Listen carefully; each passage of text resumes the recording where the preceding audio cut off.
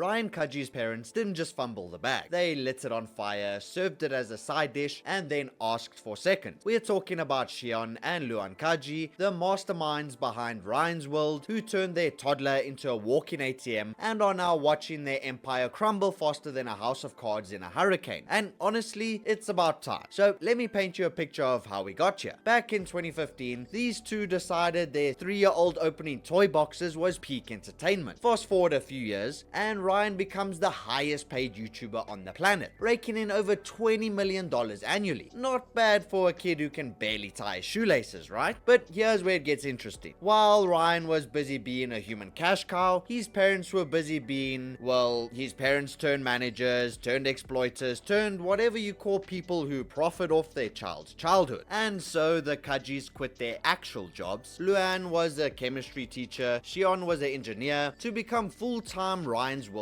content farmers. They hired a 30-person production team, incorporated Sunlight Entertainment, and basically turned their house into a content factory with Ryan as the star employee. Except here's where the water gets murky, because Ryan wasn't necessarily in a position to negotiate contracts or ask for bathroom breaks. But that didn't matter to his parents, because by 2019, Ryan's face was plastered on everything from Walmart toys to Colgate toothpaste. The kid had his own Macy's parade balloon as Red Titan. Not to mention, they built a billion-dollar brand on shoulders that were still growing. But even back then, people were side-eyeing this whole operation harder than a suspicious TikTok dance trend. Now, because of this, critics weren't just throwing shade. They were launching full solar eclipses. The FTC launched an investigation because apparently turning your living room into a 24/7 advertisement disguised as playtime raises some eyebrow. Who would have thought, right? And so consumer advocates accused them of deceiving millions of kids with ads that look like regular content. It's almost like preschoolers can't tell the difference between Ryan loves this toy and Ryan's getting paid to love this toy. The family even had to rebrand from Ryan's Toys Review to Ryan's World to make it sound less commercial. That's like calling a casino a fun money adventure center. Same energy, different packaging. But the sponsored content kept flowing because apparently ethics don't pay the bills like overworking Ryan does. And speaking of that, let's talk numbers. Ryan was filming up to 25 segments every week across multiple channels. 25! That's more content than most adult YouTubers produce in months. And this kid was still learning multiplication table. Every aspect of his life became monetized entertainment. Family vlogs, science experiments, daily routines. The boy couldn't brush his teeth without it becoming content. And the worst part is that no laws protected Ryan's earnings the way they protect child actors in Hollywood. All that money legally belonged to mommy and daddy. So while Ryan was out here being the family breadwinner, his parents were the ones holding the bread and the butter and probably the entire grocery store. But karma doesn't forget addresses, and it definitely doesn't skip YouTube channels. Because fast forward to today, and the Kaji empire is collapsing harder than a Jenga tower in an earthquake. Remember when Ryan's World was pulling in over 1 billion views per video? Those days are 100,000 views. We're talking about a 70% drop in viewership, which for a channel of this size, that's not a decline. That's a free fall with no parachute. Now, the reasons are both obvious and satisfying. Ryan grew up, and so did his audience. The 5-year-olds who used to worship him are now preteens who think the same content his parents are forcing him to make is, well, cringe. Meanwhile, new toddlers aren't interested in watching a teenager pretend to be excited about toys. It's kind of like watching your older brother play with action figures. It's just awkward and uncomfortable for everyone involved. But wait, it gets even worse for Ryan's parents. YouTube has since changed its algorithm after the Copa crackdown, and suddenly channels featuring kids weren't getting the royal treatment anymore. The result, Luan herself admitted, they lost 70% of their income practically overnight. Again, 70%. That's not a pay cut, that's financial amputation. And just when you thought Ryan's parents couldn't dig themselves a deeper hole, they decided to make a movie called Ryan's World, the movie. Titan Universe Adventure. Sounds epic, right? Yeah, no.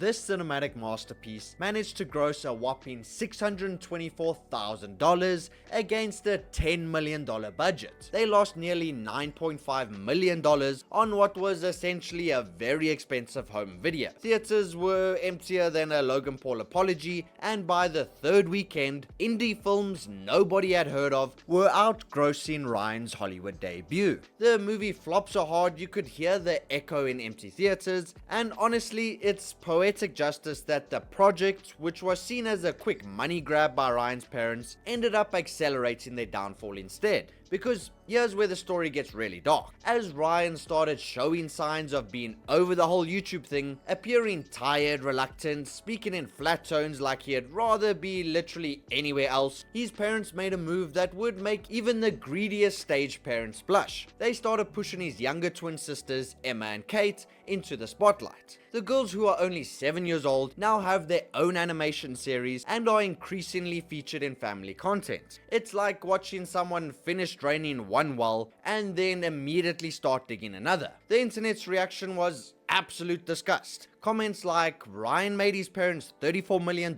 and now they're exploiting his baby sisters, started flooding social media. And so the public opinion shift has been brutal and well deserved. People are finally seeing the Kajis for what they always were. Two adults who monetized their children's innocence and called it family content. The fact that multiple states have rushed to pass kidfluencer laws requiring parents to set aside earnings for their children is basically society admitting the Kaji model was exploitation all along. Even recent interviews with the family have been particularly telling. When Ryan appeared on a podcast, viewers noticed how uncomfortable he looked, how little he spoke, and how his parents did most of the talking. Comments poured in predicting a future Netflix documentary about how his parents robbed him blind. People are literally counting down the years until Ryan turns 18 and can tell his real story. But as of now, the Kajis are desperately trying to keep their sinking ship afloat. They are recycling old footage of younger Ryan, using his face in thumbnails for videos he barely appears in, and pushing the twins harder than a Black Friday sale. But the writing's on the wall. By 2029 or 2030, when Ryan's 18 and the twins are 12, this whole operation will finally collapse under its own greed. And you know what? Good. The fall of Ryan's world isn't just karma, it's a cautionary tale about what happens when you build an empire on a child's back. The Kajis turned their son into the most famous kid on the internet, but in doing so, they also guaranteed their own downfall. They still have money, sure, they've got their Hawaiian mansion and product lines, but their golden goose is cooked, their reputation is in shambles, and their legacy will forever be those parents who used their kid for YouTube fame. The gravy train has officially derailed, and honestly, it couldn't have happened to more deserving people. So here's to Ryan Kaji. May he finally get the normal teenage years he deserves. And here's to his parents. May they enjoy watching their empire crumble from the mansion their son's childhood bought them. Sometimes the best revenge is just letting karma do its job.